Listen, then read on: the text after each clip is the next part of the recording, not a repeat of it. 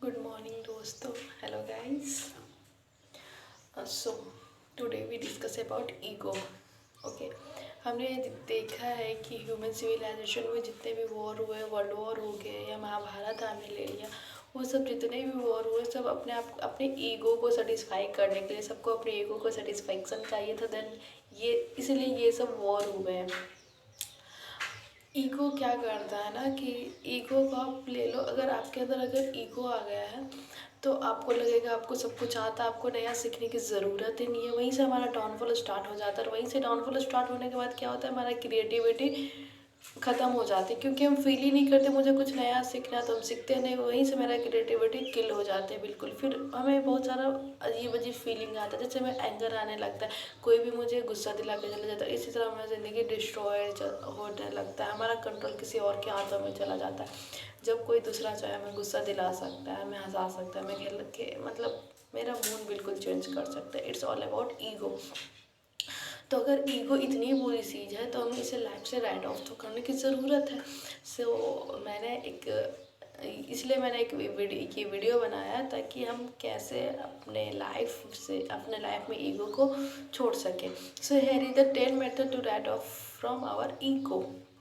First method is leave your entitlement at the door. Leave your entitlement at the door. That means इसका मतलब ये हुआ कि हमें विरासत में मिली जितनी भी संपत्ति है, जितनी भी चीज़ें, वो हमारी नहीं है, वो हमें विरासत में मिली। जैसे हमें विरासत में मेरे पापा के बहुत सारा खेत है, बहुत सारे पैसे हैं, बहुत सारे चीज़ है, ज़मीन है, फैक्ट्री है, बिजनेसेस है।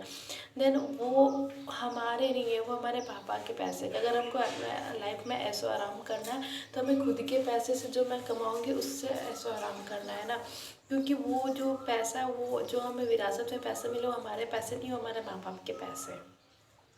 तो इसलिए अगर आपको लाइफ में तो इसलिए अगर आपको अपने लाइफ में ऐसा आराम करना है तो आप हार्डवर्क करो, हार्डवर्क का पैसा कमाओ। उस पैसे से आप क्या करो, अपना ऐसा आराम कर सकते हो। तो अभी कभी भी आप मत समझो कि जो इनलाइटमेंट में आपको जो पैसे मिले या जो संपत्ति मिली वो आपकी बिल्कुल ही, वो आपके पापा के हैं।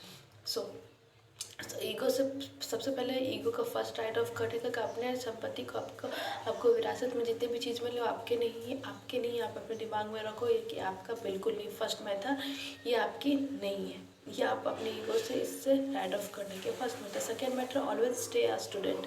आपको हमेशा एक स्टूडेंट बन के रहना चाहिए। आपको ऐसा नहीं कहना चाहिए कि मैंने सब कुछ सीख चुका है, मुझे नया चीज़ को सीखने की ज़रूरत नहीं है। आपको हमेशा नया चीज़ सीखने की ज़रूरत होती है। और आप सोचते हो नई चीज़ सीखने की ज़रूरत नहीं है, और इसी तरह जब आप सोचने लगते हो मुझे नया चीज़ सीखने की ज़रूरत नहीं है, यहीं से आपका डाउनफॉल स्टार्ट हो जाता है और आप जितना भी सीखे हो उसी में लिमिटेड रह जाते हो, अपने आप को रह जाते हो और आप नया नहीं सीख पाते। इसलिए अपने आप को ऐसे लोगों के पास रखो जो आपसे ज़्यादा जानते हैं, जो हमेशा सीखते रहते हैं।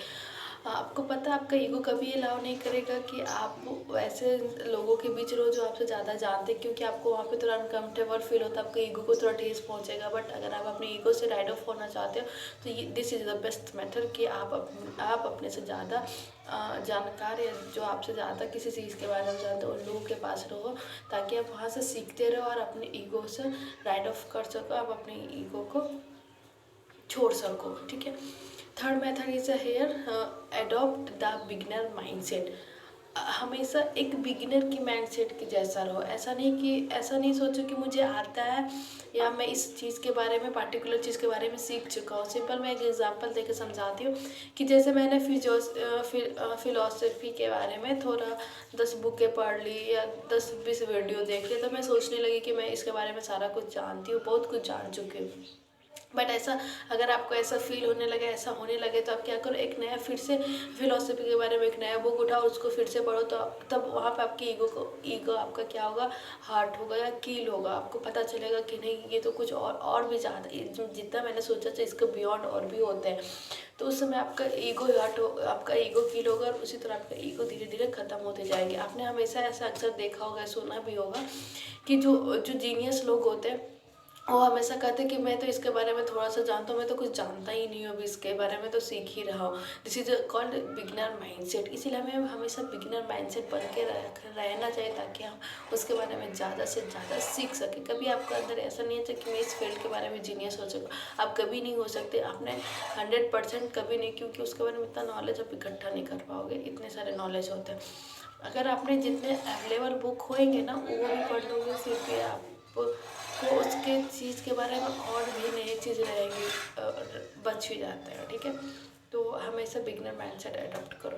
यानी द फोर्थ मेथड कि आपको focus on the effort, don't on the result. आपको एफर्ट पे फोकस करना है, रिजल्ट पे फोकस नहीं करना है, आउटकम पे फोकस नहीं करता। हम लोग क्या करते होते हैं ना कि हम जितना एफर्ट नहीं डालते उतना उससे ज़्यादा आउटकम पे फोकस करने लगते हैं। अरे बाबा, जब हम लोग काम ही नहीं करेंगे तो हमारा रिजल्ट बेस्ट क्या आएगा। इसीलिए अपने ईगो से यहाँ भी राइड ऑफ करने के लिए आपको क्या करना होगा कि आप कोई भी काम करते, कुछ भी करते हो, आप अपना 100% दो। आप अपना 100% दो, बाकी जो होएगा देखा जाएगा।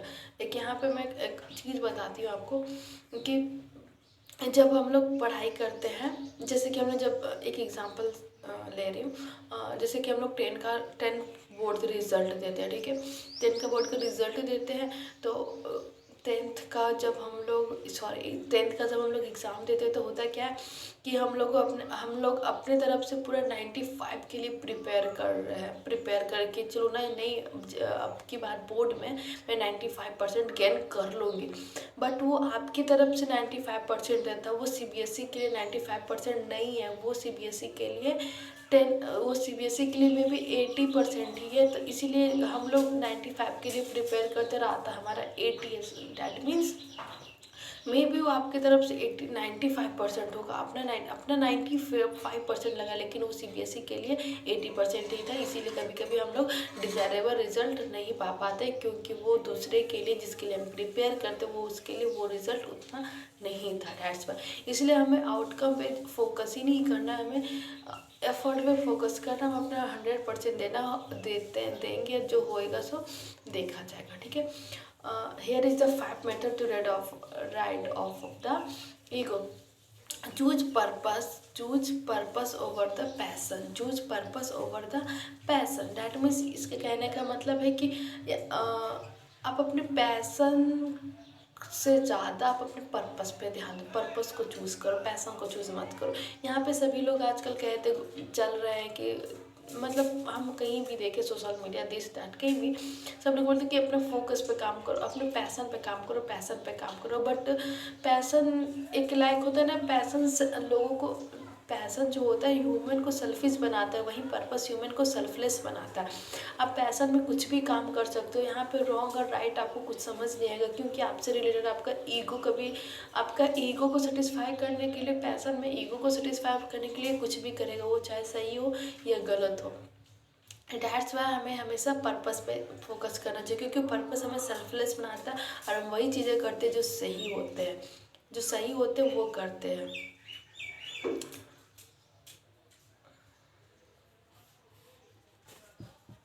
देन गैस, यही हमारे 5 मेथड थे कि कैसे हम अपने लाइफ में ईगो से राइड ऑफ कर सकते हैं। ठीक है, राइड ऑफ कर सकते हैं।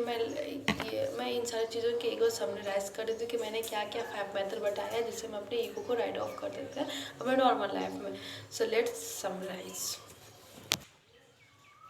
Then first method is the leave your entitlement at the door. Always stay a student. ठीक है, तीसरा adopt beginner mindset। चौथा focus on the effort, then the result choose। And पांचवा है choose passion over the purpose. दोस्तों, in five चीज़ों का आप अपने लाइफ में अप्लाई करो, आप देखोगे कि चीज़ें कितने आसान होती जा रही है, आपकी लाइफ कितने आसान और सिंपल बनते जा रहे हैं। ठीक है, सिंपल बनते जाएंगे। आपको कोई फिर गुस्सा नहीं दिला सकता, आपका कंट्रोल आपके हाथों में रहेगा, आपको कोई अपने गोल से डिस्ट्रैक्ट नहीं कर सकता। आप जिस चीज़ में फोकस करोगे, फोकस्ड होकर कोई आपको डिस्ट्रैक्ट नहीं कर पाएगा। कोई भी चीज़ आपको यही सब चीज़ आपको लाइफ में शानदार बनाएंगे, एक अमेजिंग पर्सन बनाएंगे जब आप इन चीज़ों को अपने लाइफ में अप्लाई करोगे। तो इससे पहले कि ये ईगो आपके लाइफ की खुशियों को बर्बाद कर दे, आप इन 5 मेथडों को अपने लाइफ में अप्लाई करो एक अच्छी लाइफ जियो, ठीक है। अगर बेस्ट ऑफ लक दोस्तों। अगर आपको मेरी वीडियो पसंद आई हो तो आप अपने दोस्तों के साथ शेयर करो इसे, ताकि वो लोग भी सीख सके कि ईगो कितनी बुरी चीज़ होती है और ईगो से हम कैसे फाइट करें अपने लाइफ में, हम ईगो को कैसे हटाएं। Okay, thank you guys, you are all are amazing. Keep learning, keep reading, keep growing. Thank you for watching.